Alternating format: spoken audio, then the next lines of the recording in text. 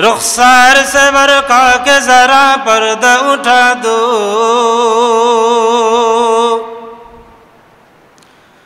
रुखसार से बरका के जरा पर्दा उठा दो। लिल्लाही मुझे हुस्न खुदा दाद दिखा दो, लिल्लाही मुझे हुस्न खुदा दाद दिखा दो। ऐ बहर करम सदका हुसैन इब्न अली का, ऐ बहर करम सदका हुसैन इब्न अली का। प्यासा हो मुझे शरबत दीदार पिला दो, प्यासा हो मुझे शरबत दीदार पिला दो। खाली है तेरा दामन दिल अश्क नबी से, खाली है तेरा दामन दिल अश्क नबी से। मरने की तमन्ना है मदीने की गली में, मरने की तमन्ना है मदीने की गली में। ला इलाहा इल्लल्लाह, ला इलाहा इल्लल्लाह। भाईजान रिश्का चले ना चालक सारा, भाईजान रिश्का चले ना चालक सारा। नौका चले ना माझी सारा, दुनिया चले ना अल्लाह सारा, दुनिया चले ना अल्लाह सारा। ला इलाहा इल्लल्लाह, ला इलाहा इल्लल्लाह, ला इलाहा इल्लल्लाह, ला इलाहा इल्लल्लाह। কে দিল রে লতার গাছে এত বড় কদু,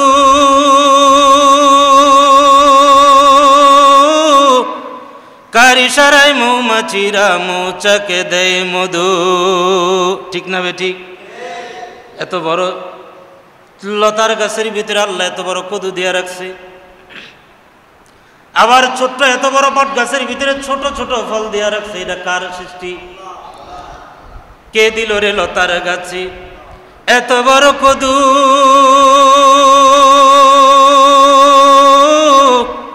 কার ইশারায় মৌমাছিরা মৌচাকে দেয় মধু। কে দিল রে মরিচ গাছে, মরিচে তো জাল।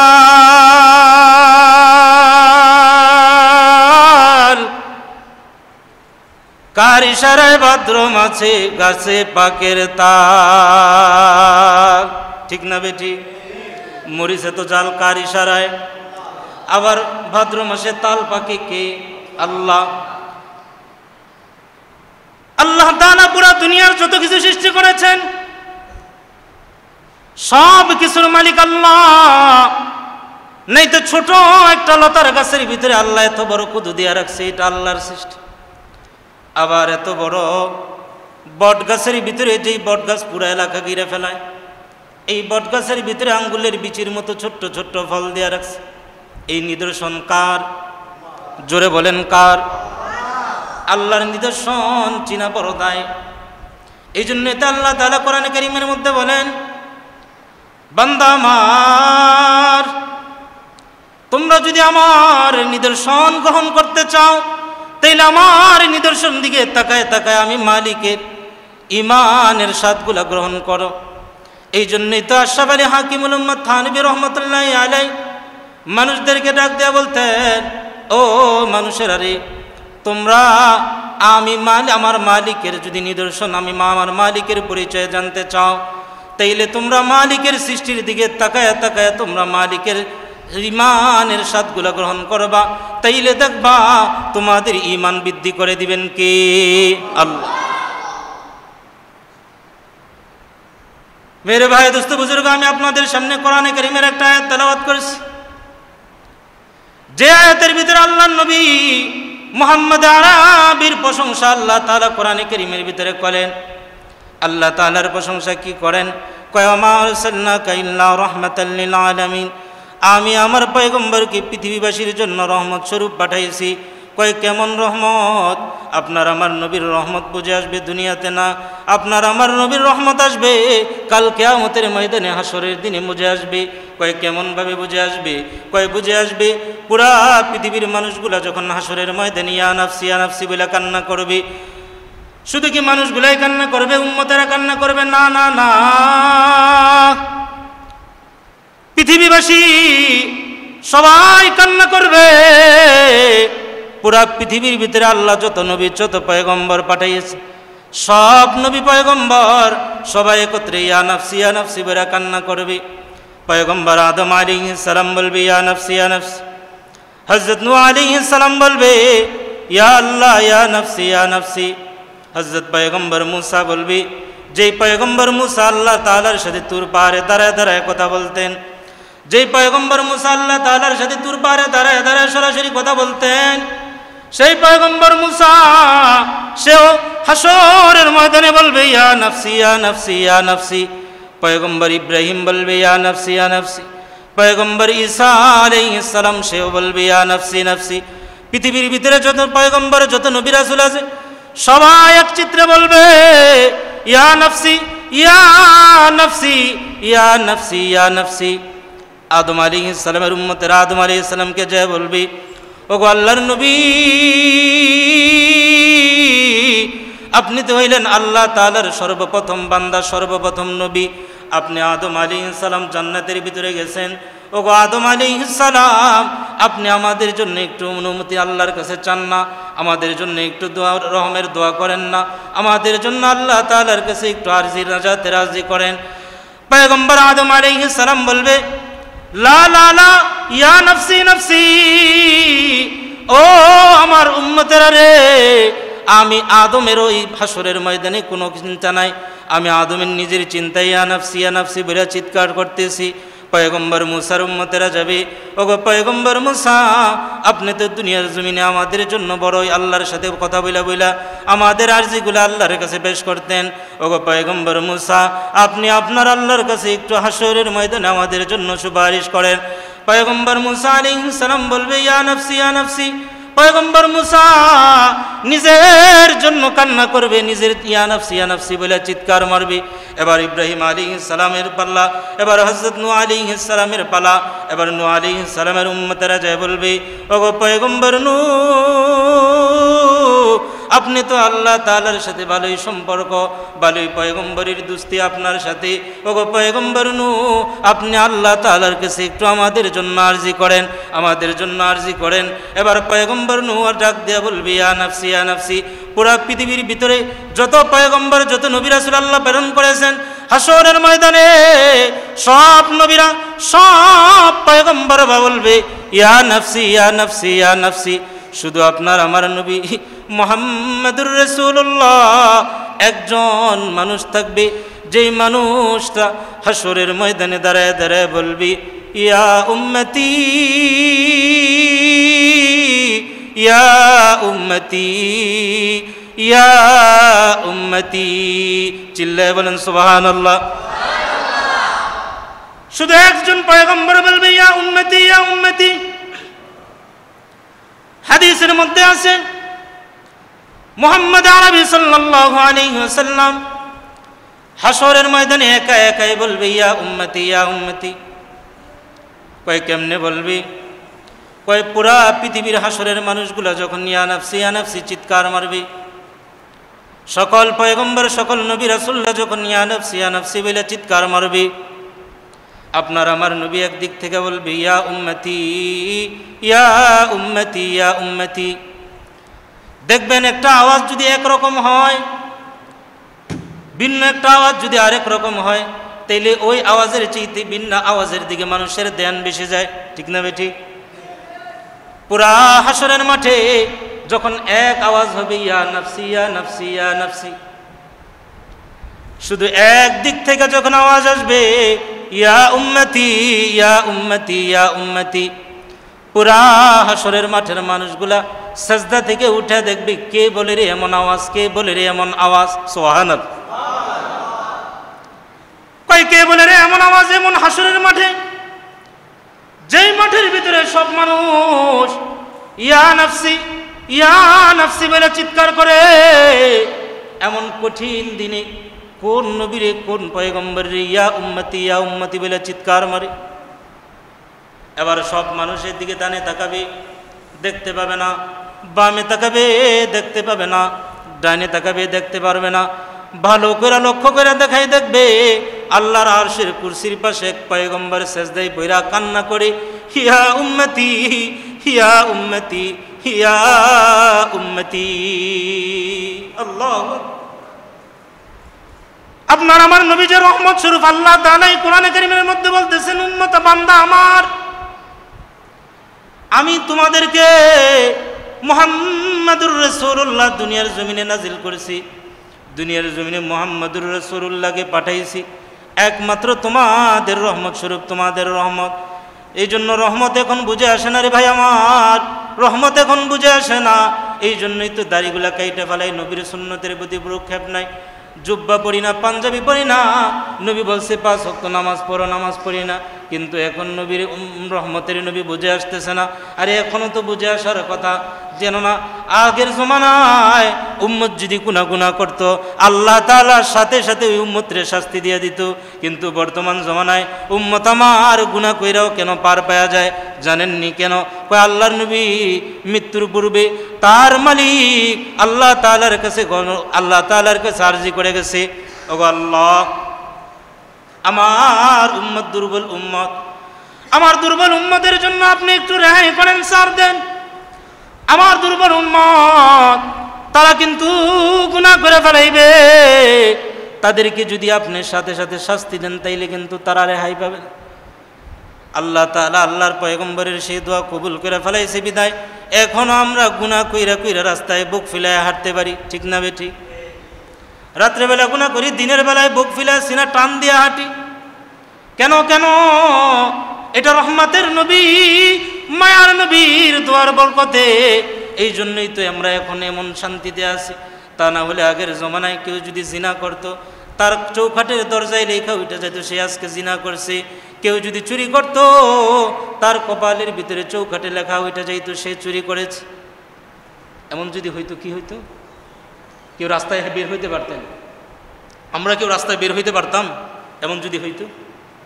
এই জন্য নবী আমাদের জন্য রহমত, নবী আমাদের জন্য রহমতের দোয়া করে গেছে, এই জন্য আমরা পার পেয়ে গেছি। তা না হইলে এই আমল দিয়া পার কঠিনকালেও সম্ভব, কঠিনকালেও সম্ভব না। সেই নবীর জন্য আমরা কি করেছি, কি করেছি? নবীর জন্য কি মহাব্বত আমরা দেখিয়েছি, কি ভালোবাসা আমরা দেখিয়েছি। একটু ভালোবাসার নমুনা কি? এই জন্য ভালোবাসার নমুনা দেখাইতে হবে। তো ভালোবাসার নমুনা দেখাইতে হলে নামাজ পইরা দেখাইতে হবে না চাইরা? নামাজ পইরা না চাইরা? নামাজ পইরা আল্লাহর নবীর ভালোবাসা দেখাইতে হবে। আরে নামাজ পইরা আপনি আল্লাহর নবীর ভালোবাসা কেমনে দেখাইবেন? কয় হযরত বেলালের মতো ভালোবাসা তো আমরা নবীরে দেখাইতে পারি নাই। আপনার আমার নবী হযরত বেলাল, বেলাল হযরত নবীর সাহাবী, হযরত বেলাল নবীর প্রতি কেমন ভালোবাসা দেখিয়েছে। হযরত বেলাল নবীর প্রতি ভালোবাসা দেখায়, কয় কেমন ভালোবাসা হযরত বেলাল দেখায়। নবীজি মসজিদে নববীর ইমাম আর বেলাল মসজিদে নববীর মুয়াজ্জিন, এটা তো সবাই জানেন।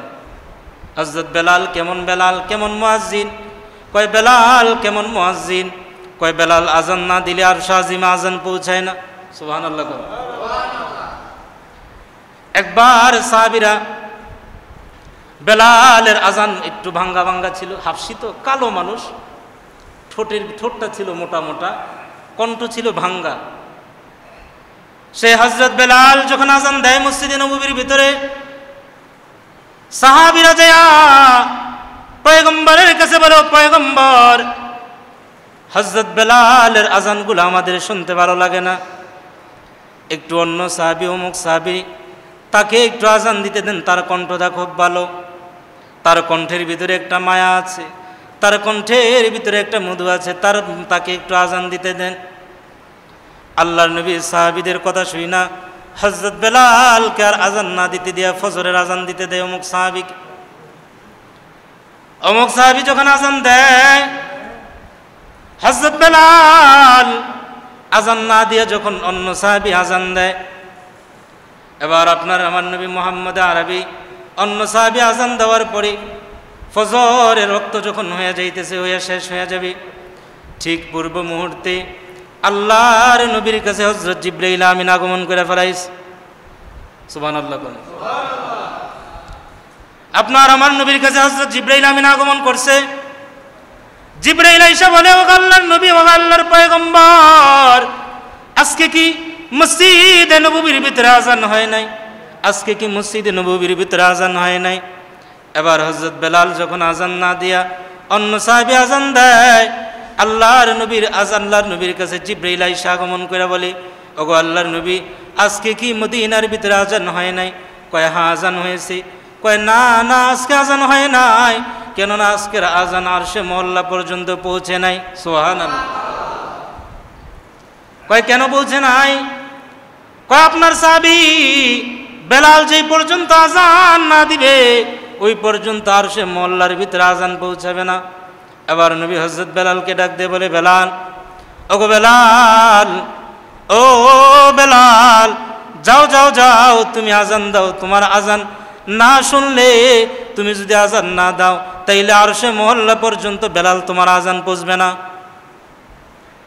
এবার হযরত বেলাল যখন আজান দিলেন, মক্কার মদিনার মানুষগুলা সবাই হুমড়ি খেয়ে বেলালের আজানের দিকে মনোযোগ দিতে লাগলেন। কিরে, কিছুক্ষণ আগেই তো আজান দিল, এখন আবার বেলাল আজান দেয়। যাই মসজিদের মধ্যে যেয়ে দেখি কেন এরকম ঘটনা। যায় দেখি পয়গম্বরের ব্যাপারে বলতেছি, আমার কাছে জিবরাইল আসছে। জিবরাইল আগমন করে বলে গেছে আরশে আজিমে নাকি বেলালের আজান পৌঁছায় নাই, এই জন্য আজান অন্য কেউ দেওয়াতে সেটাও পৌঁছায় নাই, এই জন্য বেলাল দ্বিতীয়বার আজান দিছে। এখন হয়তো আল্লাহ তাআলা আরশে আজিমে পৌঁছিয়ে দিবে। এমন সাহাবী হযরত বেলাল। হযরত বেলাল আজান দেয়। হযরত বেলাল যখন আজান দিলেন, সেই বেলাল নবীর প্রতি ভালোবাসা কেমন দেখাইলেন। বেলাল আজান দেয়, নবীজি মসজিদে নববীতে ইমামতির জন্য আসে। এবার নবী আলাইহিস সালামের ইন্তেকাল যখন হয়ে যায়, নবীর ইন্তেকাল হয়ে যাওয়ার পরে পুরা মদিনায় কান্নার রোল পড়ে গেল। আবু বকর কান্না করে, ওসমান কান্না করে, হযরত আলী বড় বড় জলিলুল কদর সাহাবীরা কান্না করে। পয়গম্বর দুনিয়ার জমিনে নাই। পয়গম্বর ইন্তেকালের পরে সব সাহাবীরা কান্নার রোল পড়ে গেছে। সব সাহাবী মদিনার ভিতরে গইরা কান্না করে, কিন্তু বেলালের দৃশ্য অন্যরকম। সব সাহাবী গইরা কান্না করে। বেলাল কান্না করতে করতে নিজের গাঁটলি পোতলা এটা রেডি করে। এবার যখন নিজের গাঁটলি পোতলা রেডি করে বেলাল মদিনা থেকে বের হবে, সব সাহাবীরা ডাক দেয়া বলে, ওগো বেলাল, কোথায় যাও গো বেলাল, কোথায় যাও? কয়, যেই মদিনার ভিতরে নবী নাই সেই মদিনার ভিতরে আমি বেলাল থাকবো না। সুবহানাল্লাহ।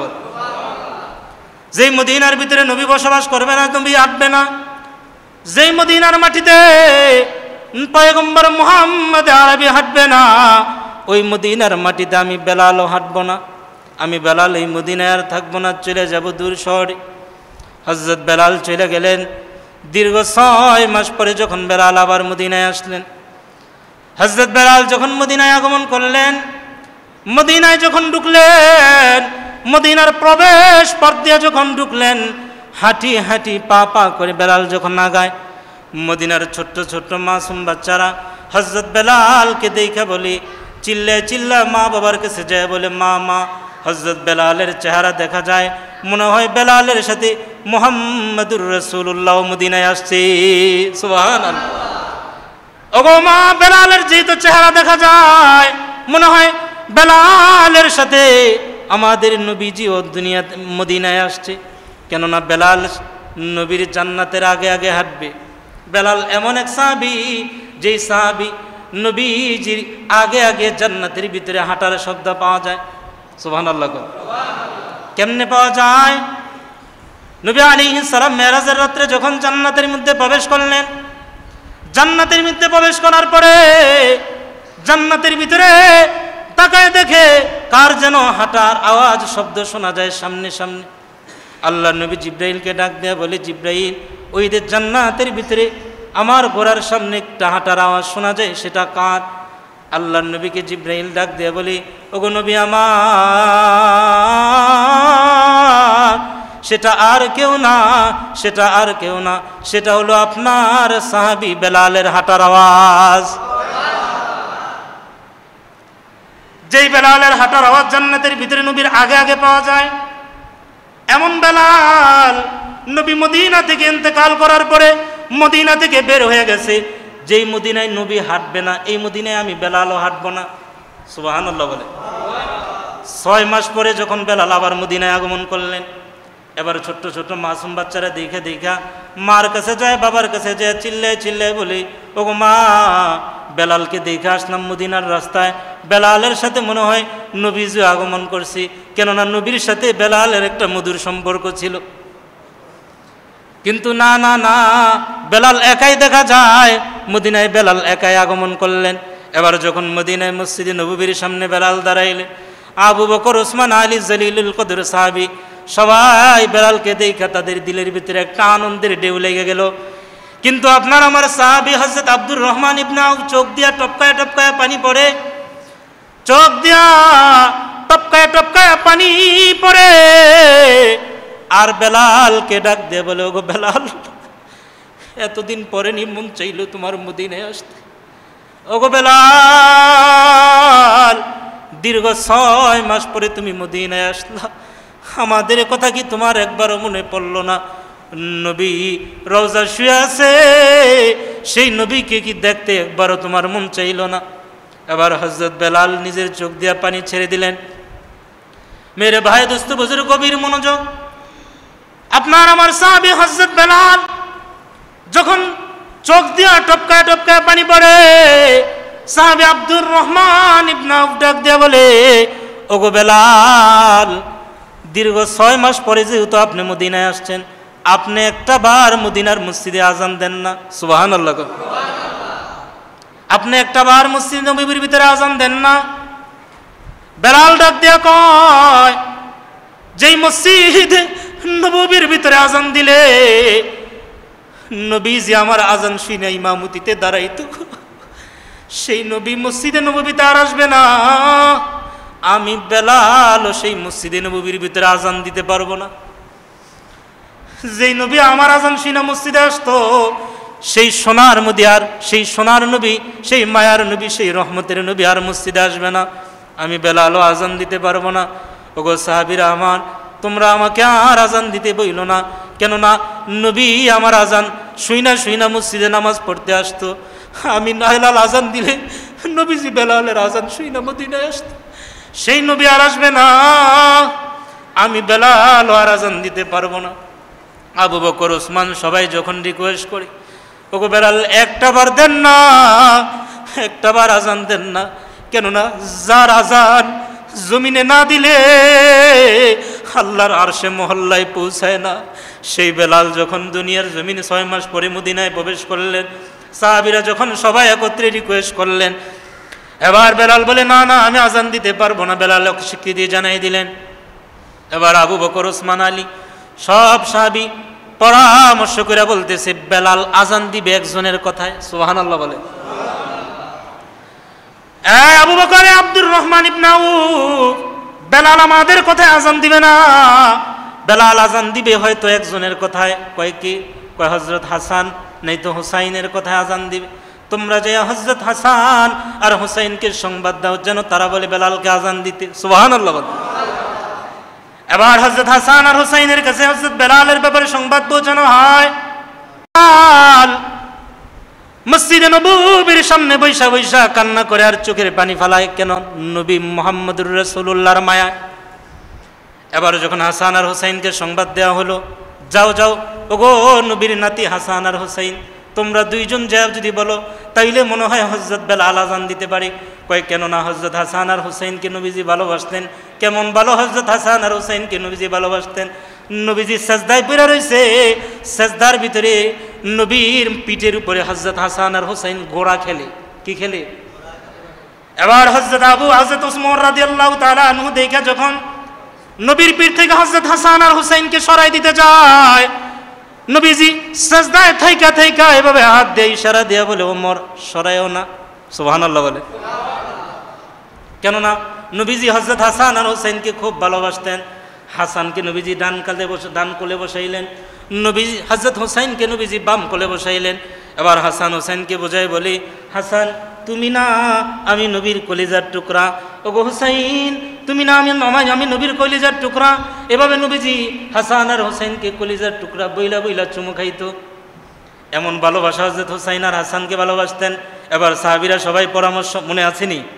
এবার সব সাহাবীরা পরামর্শ করলে, যাও যাও হযরত হাসান আর হুসাইনকে বলো, তাইলে হয়তো হাসান আর হুসাইনের কথা শুনা নবী হয়তো নবীর সাহাবী হযরত বেলাল হয়তো আজান দিতে পারে। এবার নবীজির কোলে হযরত হাসান আর হুসাইন যেভাবে বসতেন, হযরত হাসান আর হুসাইন আয়েশা হযরত বেলালের দুই কোলে এভাবে বসে গেলেন। সুবহানাল্লাহ। দুই কোলে দুইজন নবীর নাতি আয়েশা বসে বলে, ওগো বেলাল এতদিন পরে নি আপনার মন চাইলো আমাদেরকে দেখার জন্য, এতদিন পরে নি আপনার মদিনার কথা মনে হইল। ওগো বেলাল এতদিন পরে যেহেতু আসছেন, একটা বারের জন্য আপনি মসজিদে নববীতে আজান দেন। সুবহানাল্লাহ বলেন। হযরত হাসান আর হুসাইন বলার সাথে সাথে নবীর সাহাবী হযরত বেলালের চোখ দিয়ে টপকায় টপকায় পানি বে বে বে বে বে বে পড়তেছে। হযরত বেলালের কান্না আরো বেড়ে গেল। এবার হযরত বেলাল একবার হাসানের চেহারার দিকে তাকায়, একবার হুসাইনের চেহারার দিকে তাকায়। যখন হাসানের চেহারার দিকে তাকায়, বেলালের চোখ দিয়া গড়ায় গড়ায় পানি পড়ে। আবার যখন হুসাইনের চেহারার দিকে তাকায়, আবার চোখ দিয়া বেয়ে বেয়ে পানি পড়ে। কিন্তু এতক্ষণ পর্যন্ত বেলাল বলতেছে না আজান দিব না। কিন্তু যখনই হাসান আর হুসাইনে আবদার করলেন, এবার হাসান আর হুসাইনকে ডাক দিয়ে বেলাল বলি, ও নবীর নাতি রে, ওগো হযরত হাসান আর হুসাইন, আপনারা যদি আমাকে না বলতেন তাইলে আমি বেলাল আর মদিনায় আজান দিতাম না। এবার আপনারা যখন আমাকে বলে ফেলেছেন, আমি যদি এখন আজান না দেই মদিনার নবী রওজায় শুয়া কষ্ট পেয়ে ফেলবে গো। কেননা আপনাদের দুইজনের চেহারার ভিতরে পয়গম্বরের চেহারার একটা মিল আছে। ওগো হাসান আর হুসাইন, আপনাদের চেহারার দিকে যখন আমি বেলাল তাকাই, তখন আমি মুহাম্মদুর রাসূলুল্লাহ দেখার স্বাদ পাই। এই জন্য আপনাদের কথা আমি ফেলাই দিব না। এবার হযরত বেলাল হযরত হাসান আর হুসাইনের কথা আজান দেওয়া শুরু করলেন। হযরত বেলাল আজান দেয়, আল্লাহু আকবার আল্লাহু আকবার আল্লাহু আকবার আল্লাহু আকবার। পুরা মদিনার মানুষগুলা কান্নায় ভেঙে পড়ল। দুইবার আল্লাহু আকবার বলার সাথে সাথে কয় মদিনার থেকে কার আওয়াজ শোনা যায় রে বোনায়? বেলাল আজান দেয়। এবার যখন আশহাদু আল্লা ইলাহা ইল্লাল্লাহ আশহাদু আল্লা ইলাহা ইল্লাল্লাহ এই দুইটা বললেন, পুরা মদিনার মানুষগুলা জড়ো হয়ে গেলেন। এবার যখন হযরত বেলাল আশহাদু আন্না মুহাম্মাদুর রাসূলুল্লাহ বলি, বেলাল নিজের চোখ দিয়া পানিগুলা বেয়ে বেয়ে আশহাদু আন্না মুহাম্মাদুর রাসূলুল্লাহ একবার বলার পরে আর বলতে পারে না। দীর্ঘক্ষণ কান্না করার পরে হযরত বেলাল দ্বিতীয়বার আবার যখন আশহাদু আন্না মুহাম্মদ পর্যন্ত যায়, বেলালের কান্না আর থামাইতে পারে না। বেলাল কান্না করতে থাকে। কেননা বেলাল যখন আজান দিত আশহাদু আন্না মুহাম্মাদুর রাসূলুল্লাহ, বেলালে আজান শব্দ যখন ব্যবহার করত, তখন নবী বেলালের এই শব্দ শুইনা দিলের ভিতরে একটা তৃপ্তি পাইত। এবার বেলাল আজান যখন শেষ করলেন, আজান শেষ করার পরে বেলাল চিৎকার মাইরা জমিনের ভিতরে বেহুশ হয়ে গেলেন। কেননা এবার পৃথিবীর ভিতরে সর্বপ্রথম বেলাল আজান দিতেছে, যে আজান দেওয়ার পরে মদিনার নবী ইমামতি করবে না।